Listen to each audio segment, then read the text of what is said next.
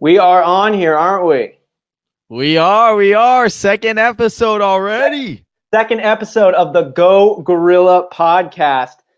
Fansider information here on the one and only Phoenix Suns basketball team, episode 2. We're here saying what everybody's already saying. We're just saying it better. How are you doing, Johnny Game Time Hicks? Dude, I am getting so excited for this draft. Austin, tell me if you're not feeling the same way. I feel a little bit spoiled in the fact that, yes, we have that number one pick, but I'm not really even thinking about that number one pick. You know, I'm like, what else are we going to do? What else are we going to jump up and do with this draft? I'm excited for all those things, but I mean, we've been excited. We've been looking forward to this moment tomorrow since when we were struggling last season. We knew we were going to have a great pick last year, whether we were going to pick up Lonzo Ball, Josh Jackson, whoever it ended up being, Jason Tatum. We knew, though, we had another year of competing in the tankathon. Mm-hmm. We won it. We tanked better than all the other tankers. Here we are. We got the spot. I heard somebody a couple months ago say it right, or a couple weeks ago saying, is this the biggest day in the Phoenix Suns history? In the 50 years, 51 as of next year, is this the biggest day in the Phoenix Suns history? You know, I do think it is. You talk about what we're going to talk about, our future, some of these players that we need to get excited about. And when you look at it, like, this is the future. The future is about to start. We've got to get it rolling if this thing is going to really happen. If this timeline is essentially going to actually get on track, we've got to hit on these picks. We do. The future's happening with or without us. It's up to us, though, if we're going to actually be a part of the future. So we all have already heard about the merits of Deandre Ayton. We're all big fans of Deandre Ayton. The whole Suns fans base is 7'1", 260-pounder with a 43.5-inch vertical. We talked about that on the last episode. This time, though, we'd like to go ahead and make the case for a handful of the other prospects that a lot of people around the league are talking about as maybe could end up being the top guy. Let's go ahead and touch on some of these guys about why we think that there's a case to be made or not to be made for the Phoenix Suns selecting these guys at number 1. You ready, Game Time? I'm so ready. Are you ready? I'm ready. All right. So let's hit you with your boy, Marvin Bagley III, Phoenix guy, Corona del Sol. What do you got to say about him? Why should the Suns take him first? So the number one reason why I like Marvin Bagley so much is because I actually ran into this guy and Deandre Ayton like 3 years ago at a Zips. And oddly enough, there was some question marks on like whether I could meet this guy. His dad was around in the area. Zips, he was a little concerned. Zips is a sports bar, and we were over there watching some. It was actually the men's U.S. soccer game against Mexico. Shout out to FIFA World Cup, even though the USA team isn't in there. But I wanted to meet Marvin Bagley. At that time, Ayton wasn't really that well known, even though when he came in the room, it was like, oh my gosh, this guy's huge. So ever since then, I've kind of had a little man crush on Marvin Bagley. I've been speaking to you guys about it for a while, you know, behind the scenes. This guy is a guy that has been projected for many years to be the number one pick. And you look at his tangibles, and he's a perfect player. When you're talking about, he can score the ball. He's quick. He can play defense.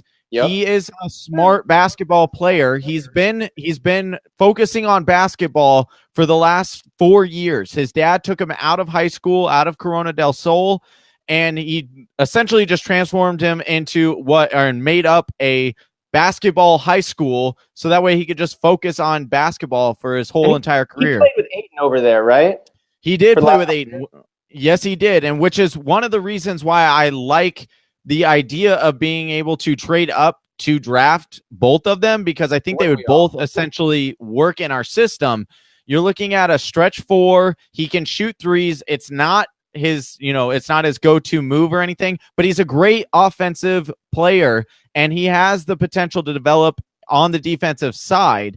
So when you're talking about our scheme and how he would fit, you're talking about being able to play off of Devin Booker, playing off of JJ, and really developing this offense to what could potentially be a very elite offense He will have to get better on the defensive end. It's still not to where he should be, but you like his tangible. He's tall, 6'10", good frame, good body frame, and he just makes me excited. Marvin Bagley is a guy that I grew up with, so he's right in my backyard.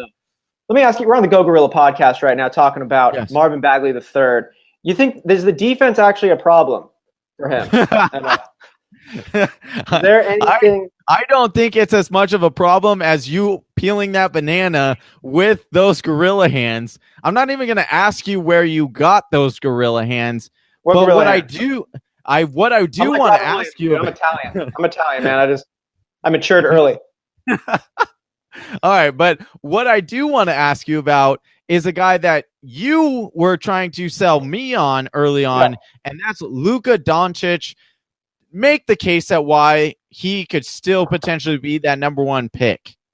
Luka Doncic is a player we haven't really seen before. And I mean by that is we're in a modern system today. We are in the chucking up threes, playing off the ball, moving quick. We're not in a lot of isolation ball. And Luka Doncic is somebody who has an extremely high-level understanding of the game of basketball. He's got a developed skill set and a very interesting physique at 6'8", solid frame. I like Doncic in the right system. And I have been a Doncic fan, but I'll be honest with this now, is I think that people get amazed by Doncic's highlight reel. But I've done something that I don't think a lot of folks actually have, and that's watch a game of Doncic from start to finish. And Doncic is not the primary ball handler, at least the cases I saw him in. That wasn't his role. LeBron gets thrown around too much, but I think it's a good example right now because everybody can understand that LeBron is the primary ball handler. He's the primary facilitator, but he has never been defined as a point guard. He's never been defined as a guard. He's a stretch three, plays both sides of the ball, and can do it all. He can play the 1 through 5 if you ask him to. I think that Doncic is a similar way. Doncic does not seem to be entirely comfortable holding the ball from start to finish. It doesn't seem like that's where his strengths are best suited for. So, I mean, I've gone actually a little bit on the opposite direction. I'm not sure of how Doncic would fit in with our two other primary guys in Devin Booker and Josh Jackson. I think it becomes a clustered 2-3-4. I don't know how it fits. I think that Doncic is going to be great. I think he's actually a fantastic fit for the Sacramento Kings playing alongside De'Aaron Fox. But with the Suns, I would really see us rather go with a guy who's a modern 5, who can move with the ball like he is a 3, but has that size to actually get some things done down in the post when you really need to grab a bucket. So let me ask you this. There are a lot of rumors, and if you follow along on the trade, where players are potentially going to land, I know that that's very hypothetical, but there is a scenario where Doncic does slide quite far. They're projecting he could be the odd man out. Now, what do you see would be the fit, and how much do you like that fit if, let's say, we were to pair Ayton and Doncic together on the Suns team? Now, do you like that a little bit more? I do like that a little bit more, and here's why. If we were able to grab Luka Doncic as the second guy in this draft, that means that we already grabbed a cornerstone piece. That means we already grabbed an Ayton or a Bagley or some of the other guys we're going to touch on here in a second, Bamba, JJJ, whoever it might be. In that case, then we've got 3 cornerstone players. We've got Booker, we got Josh Jackson, we've got our big guy. We've got our 3. I think when you throw a Doncic into a scenario like that, he can lubricate that whole system and make it move very, very well. I think that in that case, I don't know, it's still crowded, but I think then you might have a real recipe for a nasty contender. So not with our number 1, but if he did slip and we traded up, I'm all about that one. But some other guys that we, that are still in the talks of maybe falling, maybe us reaching, also making a case for them to go the number 1 pick. I'm going to ask you about the guy you've been talking about a lot, Michael Porter. Why should the Suns consider taking Michael Porter there at that first spot? So Michael Porter is a guy that was number 2 on ESPN's Top 100 coming into his freshman year. True. The reason he's dropped so much and not a lot of people are talking about him is because he had major back surgery in the first few games of last year. Yeah, it is a little concerning. Back injuries are nothing to joke around about. But if you're talking about a guy who's got a sky-high ceiling, I mean, some of the comparisons are Kevin Durant. Now, are you telling me you would pass on Kevin Durant? You already saw. He compared himself to Kevin Durant. Do you hear other people comparing him to Kevin Durant? I have heard other. I mean, I don't necessarily. I wouldn't say like they're profound staples in the NBA industry saying, "Oh, this guy's Kevin Durant." But there are scouts that are saying his game style is very similar to Kevin Durant. I think his height and the fact that he's got a small frame also is what equates him so much to Kevin Durant. He's got a wonderful jump shot, and you're talking about a guy who can score from anywhere on the court. Now, I do want to advise people, he's got to work on his defense. His defense is very, very suspect, and he tends to shoot a little bit too much in certain situations where he should probably pass the ball. There might be an open guy, but he's so used to being the guy that he's taking bad shots instead of passing up for a good shot. Yeah, and he does have a high opinion of himself. That.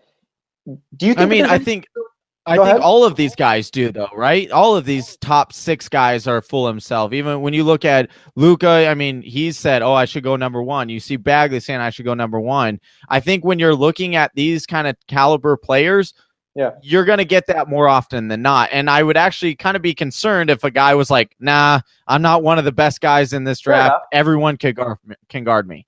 So that's my only concern. Does his durability have a concern to you, though? It's an 82-game season. That's a lot of basketball.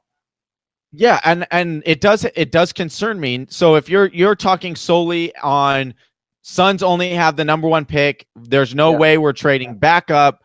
Would you take Ayton over, or would you take Michael Porter Jr. over Ayton? My answer is no. I don't think that you can make that gamble. However, number 4, where you already have a center, you're looking at the Memphis Grizzlies. I don't think that's a bad decision there to go with Michael Porter Jr. because best case scenario, you just drafted a guy that's similar to Kevin Durant. Let's not even call him Kevin Durant. Let's just say he's very similar to him. Even if you're kind of similar, that's pretty great. There's no risk there. They didn't have an ability to draft Ayton. They didn't have an ability to draft Bagley. He's the most highest potential at that spot to be a superstar. But like I said, if I can pair him with Ayton, I'm loving those two with Booker and with Josh Jackson. And he's also a guy that I do see the potential of him slipping on draft day because of those injury concerns. So for me, I would take that risk if I'm not the Phoenix Suns. I'm more likely to take that risk where we don't necessarily have to hit on this pick because better players probably went before.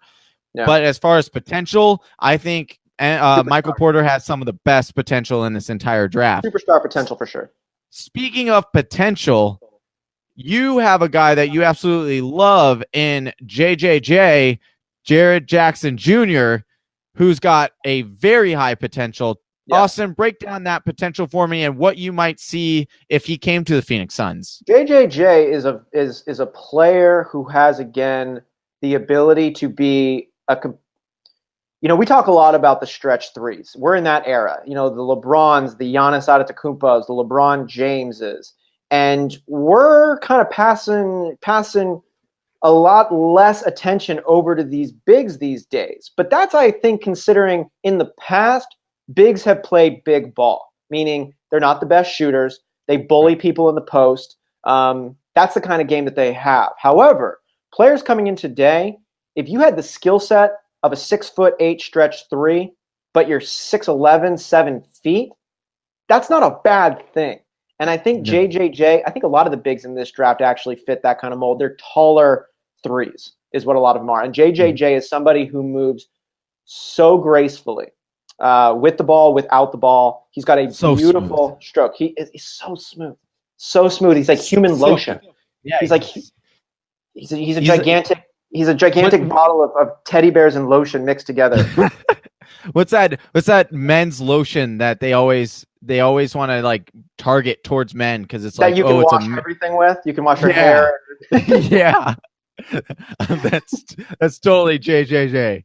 You know, he kind of is, though. I mean, he shoots the ball. He's got a beautiful stroke. He's got an ability to move with and without the ball. And then the part where he really hangs his hat on is those defensive instincts. I mean, dude is able to. I mean, it's him and the other guy we're going to touch on here shortly about who really were the most defensive forces in the NCAA and whose game is going to translate over here. Incredible instincts, great length, great shot blocker, shoots the three very well, moves with the ball, moves without the ball. He didn't get as many minutes over again at Michigan State. I think there's a possibility for him to surprise folks and or be exposed with increased minutes.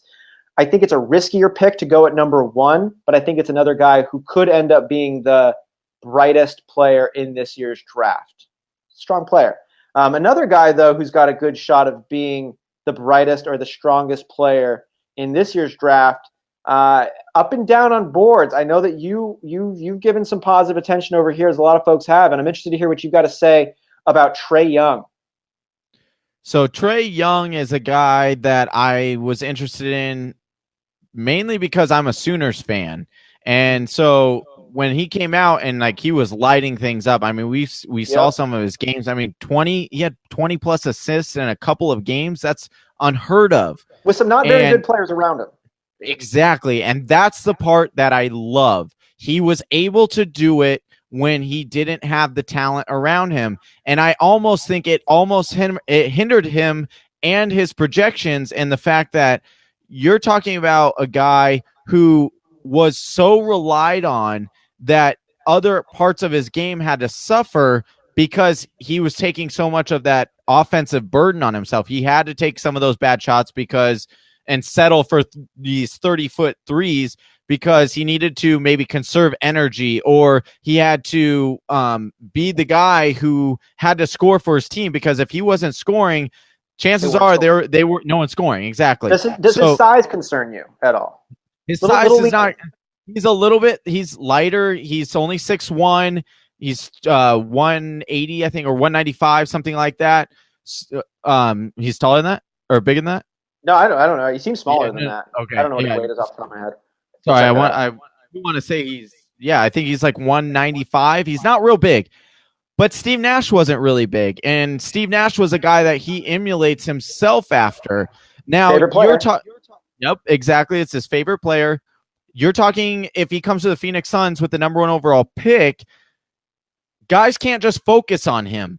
He's got other playmakers on these Suns that can knock down threes, that can drive to the basket. So all of a sudden you can't go and double team him, or when he drives to the basket, he's a very willing passer. So if you want to come and help on another player, well, guess what? He can find that open guy, and he's very good at dishing the ball. So I think I project him as a lot better in the NBA than what he played in college towards the second half of the season.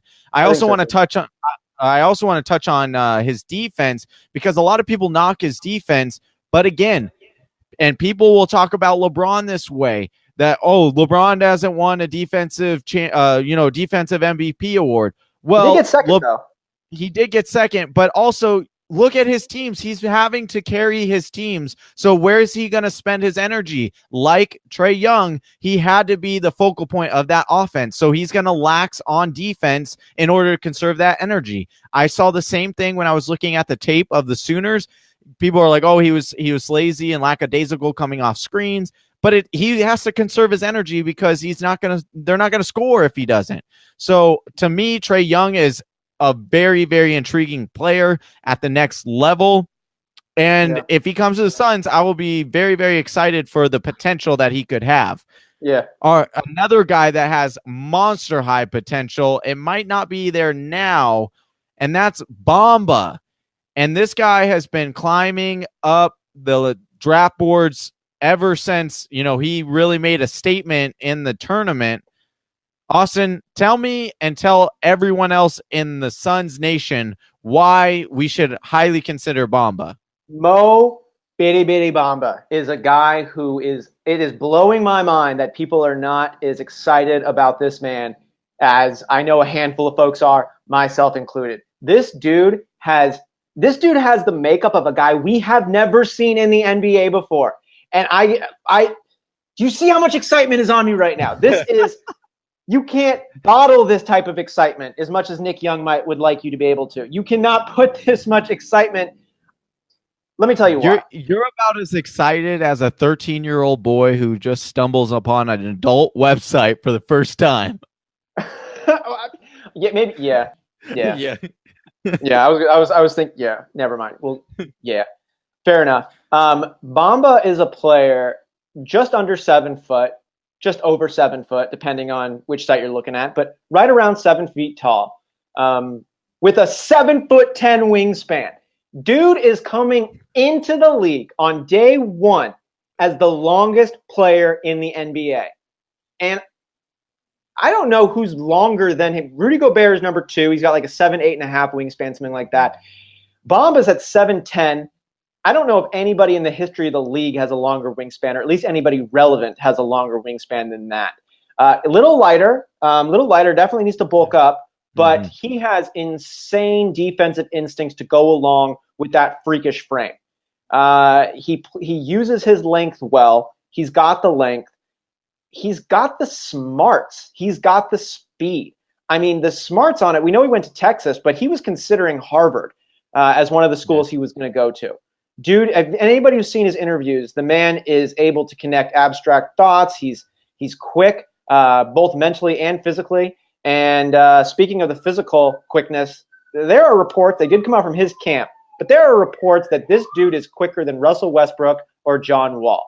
It was like, what, a 3-second, I don't know what the length was on the court run, but he's beating John Wall and Russell Westbrook's time for these sprints.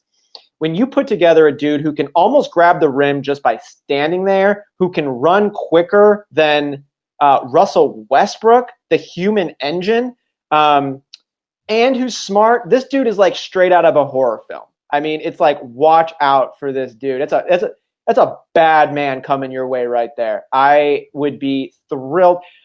I would be thrilled and not surprised at all. Well, I'd be thrilled if the Suns did end up grabbing him. I have been pushing for him even to go as high as number 1. His offensive game is not there in the same way, but he does play the game. It's not like he's afraid of it. He shot 25+% from the 3 in college. He knows how to learn. He's dedicated to his craft. If that guy can get his 3-point shot to 33% or higher. Well, I mean, what I do like is the fact that he can shoot free throws. So you're talking about a guy who has the potential of like a DeAndre Jordan, and yet he can shoot. Exactly. So think of how many of those Clippers games would have been a lot more competitive, or even the outcomes might have changed if DeAndre Jordan wasn't like Haka Jordan all of a sudden. You can't do that with Bamba. So I am definitely intrigued by Bamba and his abilities. He is an athletic freak, essentially, and he definitely has a future in this league for sure. Yeah, he's gonna stick around for a while. Guys who may or may not be sticking around. Let's talk about Colin Sexton. Colin Sexton, I know you have been a fan of him at the point guard position for a while since we've been talking about it. Why would he be a good fit with the Suns? So essentially, this pick solely comes down to just need, right? Okay. So I've been kind of scouting because I knew the Suns had the 16th pick or around their 16th pick. And so I was like, oh, what kind of point guards are we going to be looking at? And so when I started judging the field, Sexton was a guy that kind of stood out with me to me in watching his games, and that he's not a guy who's going to, if we draft him, people aren't going to really talk a whole lot about him. They're going to say, oh, the Suns picked up a scorer. He's very well known for scoring. But here's what I really like about him. He's a bulldog. He's just like a go-getter. He's going to score. He's going to go after the basket. And you like that kind of mentality. Now, he will probably have to come off the bench if we draft him in the first round. At least for the first year, he's not the best passer. No. He's a more of a score first type of guy. He's kind of like a Brandon Knight 2.0, if you want to look at it that kind of way. Although I do think he might be able to develop as a better passer, I just love his heart. I love his energy. And that's the main reason why I like us to get Sexton, is just for those facts, is that he can fill a need, or but as far as going number one, that is so far out of the question for me. But if I could pair him with Ayton, I think we would come out as winners out of this draft, knowing that we needed two needs, and we filled both of those needs with two guys that have very high potential and should be good players in this league. Here's my biggest concern with Sexton is that I agree with most of the things that you had laid down there. The thing about Sexton is he is a Bulldog. You compared him to a current Phoenix Sun and Brandon Knight. I've heard a lot of comparisons made between Colin Sexton and another former Phoenix Sun in Eric Bledsoe.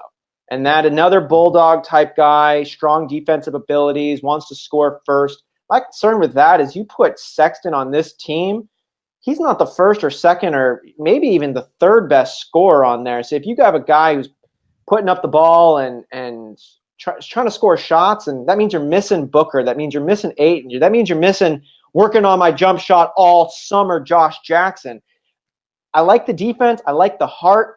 I am a little bit nervous, though, of that score-first mentality. You are right, though. We need a point guard, and he is arguably the second best one if we're not counting Doncic as a point guard. I'm coming off the board. But he could be paired up nicely. Speaking of pairing up nicely, we're going to get talking into some trade talks here, some of the trades we've heard around the NBA related to the Suns. But I want to throw a curveball into this show and ask right now, actually, if the Suns were to go ahead and make a trade, not trade away the first overall pick. We take the first overall pick and we go with the consensus. We go with the fan choice in Deandre Ayton. Deandre Ayton, member of the Suns. Which player of all the dudes we just mentioned, of Marvin Bagley, Luka Doncic, Triple J, Mohamed Bamba, Trae Young, Michael Porter, Colin Sexton, who would you like to see paired up with Deandre Ayton and the rest of the Phoenix Suns team we currently have? Who would be your number one choice there to fit alongside Deandre Ayton? I think for me, my number one choice would be Trae Young. And that simply goes back to the fact we're filling two needs and we're addressing both those needs with very talented, high upside guys. And that's why my answer would be Trae Young. If you're talking which two picks do you think the Suns would have the best, chances or the highest ceiling, I would go Ayton and I would go Michael Porter Jr. Because I think with both of those players, I think the Suns have an elite. Does Porter play at the 4? Yes, Porter would play at the 4 in that scenario. But like I said, I don't really think that's not my number one choice. My number one choice would be Young and Ayton, just because you're talking about a superstar team 4 to 5 years from now that looks very similar to the Golden State Warriors. You start matching up these pieces across the board and saying, all right, well, Young, he could compare to Curry. Booker, he can compare to Klay Thompson. Ayton, he could compare to, either, I wouldn't say Kevin Durant, but I mean, I don't necessarily think that Ayton has a direct match with, maybe you could say Green, a little bit more prolific on the offense. But overall, I think that those two guys, you're talking about coming away and coming into a draft saying, hey, Phoenix Suns have two needs. They need a big man and they need a point guard. You're going to get both of those, and they're both top 10 talent. Yes, check and check. I'll take that all day of the week. I love that. I would have to agree. For the sake, I could say something different, and you can make a strong case for a lot of these guys. But I have to agree that in far as if we took Ayton first and you put Trae Young there too, I mean, we have such a natural fitting squad then. Trae Young at 1, Devin Booker at 2, Josh Jackson at 3, Chris Bender at 4, and Deandre Ayton at 5. Those players are all naturally fitting at those roles. And it's not playing in an old NBA system. It's still equipped for a modern style that I think our Coach Koshkov, is going to be able to utilize. You put in Trae Young, who facilitates, who shoots, goes along with all those other dudes, and Ayton is shooting the ball, facilitating, passing. Everybody is moving together. I love it.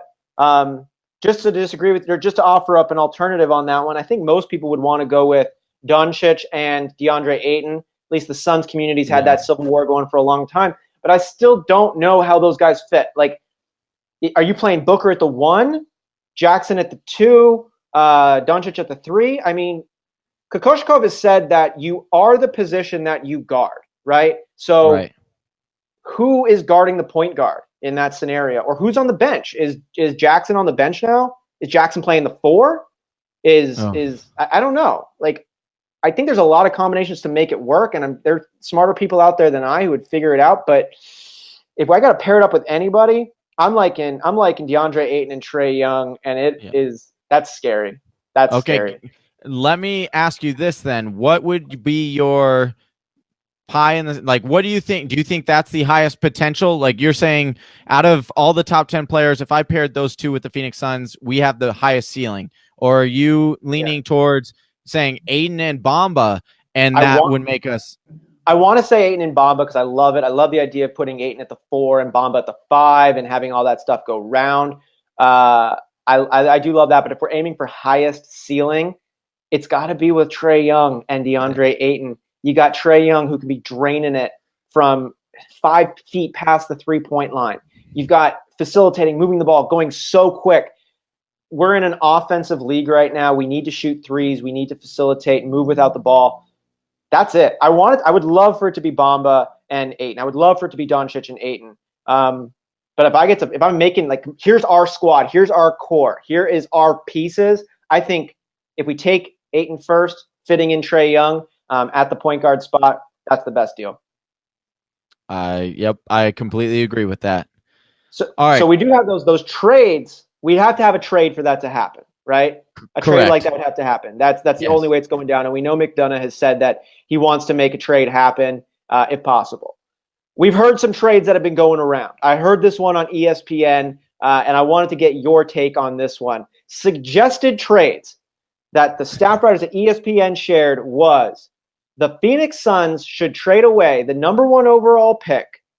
Excuse me. The Suns should trade away the 16 pick and Devin Booker to the Sacramento Kings for Bogdanovich and the number 2 overall pick. Good trade, bad trade. What's your thoughts on that, Game Time? I'm going to be honest with you guys, as I normally am on these shows. I think this guy should legitimately lose his job. This is the worst trade I have ever heard. Tell us why. And it might even go up there with the Kwame Brown robbery that the Lakers got a few years ago, where they got Pau Gasol for Kwame Brown. That did end up being Marc Gasol, though. Marc Gasol did end up coming out of that on that trade, but I don't want to kill your momentum. Okay. Go with it. Okay, that's a little bit fair. But okay, first off, the reason why I hate this trade is we drafted Bogdanovich in the first place and traded him away. So why would we turn around and say, actually, we made a mistake and we want him back? Does that matter, though? Does that matter if he ends up being better than Marquise Chris? No, that is just my first step onto why this is such an awful even trade suggestion. That's first off. Second off, Devin Booker is okay. If people aren't from Phoenix and they don't watch a lot of Suns games, they might say, "Oh, Devin Booker isn't that good." I am here to tell you, and most of the Suns Nation will tell you with all honesty, that Devin Booker is a top 25 to at the max top 30 player in the league. Mm-hmm. Now is Marvin 25-5-5. Exactly. And then you put more pieces around him, he's only going to get better, okay? You're telling me that you're more confident that Marvin Bagley is going to be better than a top 25 player? There's no way that would make any sense. You can't even make the argument that, oh, Booker's getting older, you need to trade him away for a younger guy. Booker's so incredibly young. This would be the most ridiculous trade. And then to add on top of that, you and I are both character guys. We want guys who want to be here. And guess what? Devin Booker, he calls this place his gym. He says, nobody else comes into my gym and outperforms me. He wants to be here. I want a guy that wants to be here. Even though we have heard reports out of Bagley saying, I want to be with the Phoenix Suns. Yeah. I'm sorry. There's no way that this would, if I'm Ryan McDonough and I saw this, I would literally just tweet out a crying emoji at this guy and just be like, this is the most ridiculous trade I've ever heard in my life. Well, fortunately, McDonough's got you on his side to be able to do that one for him. But you're totally right. We've got a 25-5-5 player in Devin Booker, who's 21 years old, but he does so much more for this team than just put up the stats. He is the leader of this franchise. He is motivating this culture to be one of winners again. He had talked about the experience he had when he first arrived in Phoenix and seeing people in Phoenix wearing Steve Nash jerseys. He saw how one player was able to turn a franchise around, and he said, I want to be that for the Suns, except bring us a championship. So, yeah, that's absolutely ridiculous. We're not getting rid of Booker. He brings gestalt. He is greater than the sum of his parts, and we need him. We need him here. Exactly, and he gives us hope. But I scoured the internet trying to find a worse trade than that, and I could not do it. But I did find a trade that is quite interesting, and I want to get your input on it. So it would be with the Memphis Grizzlies. So we would get their number 4 pick, and we'd also have to take on Chandler Parsons' contract, which is 2 years, roughly $48 million. So we wouldn't have the ability to go out and sign another free agent this summer. Right. What we would give up would be TJ Warren, Marquise Chris, Allen Williams, and our 16th overall pick. If this came across your desk and you're Ryan McDonough, are you pulling the trigger? Are you pushing that button? If you listened to the podcast this last Sunday, you'll know my answer. And the answer to this is yes. As much as I think that those players that you had just mentioned can be extremely valuable to this team or another team, they're not superstars. They're not players with that type of potential. And at the number 4 overall spot, you do have the opportunity to grab a superstar, whether that superstar is Young or Bamba or JJJ or Doncic or Porter. All the people we mentioned, one of them is going to be available at that spot. Is there a chance that you bust? Yeah, there's a chance that you bust. Is there a chance that TJ Warren never gets – is there a chance that TJ Warren's plateaued? Yes. Is there a chance that Bender ends up being a bust? Yes. Is there a chance that Chris regresses again? Yes, there is. Yep. I think of all those guys, the only dude who actually has a shot at climbing a couple of rungs up is Bender. I also think Bender might be the least likely of all those guys to get any better. But Bender, the jury's still out on him. I like the potential still. I'm not surprised if anything happens to him, one side or the other. But if we're just going on a ceiling premise for this, then you have to trade those guys out, because any one of those prospects available has the potential to be better, if just as good or if not better than any of those other guys, and can be a new go-to guy. And if we load up another go-to guy with Ayton, with Booker, with JJ, we're going to be one of the best teams in the league for a long time. So yeah, I absolutely. Agree. And I also want to add on to that point is you're also kind of solving a problem and getting better in the meantime. There's going to be a logjam between TJ Warren and, JJ and maybe what other free agent we might add in there. And then you're also looking at Marquise Chris and Bender. And if we add another power forward, or if we're thinking about adding another power forward, there's another logjam. So you're kind of clearing that and saying, TJ Warren, yeah, you're the best player in this whole deal as far as for the Suns side, but you're clearing log jams that I could see happening in this year of not getting enough minutes. So I think this only benefits the Suns. And let's be honest, other than, LeBron James, which even as a Suns fan and even as a huge LeBron fan, I don't really want LeBron to come to Phoenix because I just don't see him giving us enough to put us over the hump in order to beat Golden State at our current roster condition. So giving up this summer's cap space isn't really that concerning to me. I think that I'm fine with it if we can land a Michael Porter Jr. or a Trae Young and say, we're going to lock this up and say, hey, in 3 years or even next summer, we can now go out and add another max contract with a core of Trae Young, Ayton, JJ, and Booker. Come on, that's nasty. Who wouldn't want to play here? I would do this trade all day long. I hope we make something happen. We've got less than 24 hours before we find out what happens. I can't wait to see what happens tomorrow. I can't wait to be seeing what the Suns community is talking about. And I can't wait to be talking with you again, Johnny, on Sunday for our third episode. We'll have it for you then. This has been fun. Looking forward to everything to come. Time to rise, baby. Time to rise. Happy special Suns Day. And let's surprise some people. Let's do it. All right. I'm Johnny Hicks, and that's All Sincere, and we're out of here.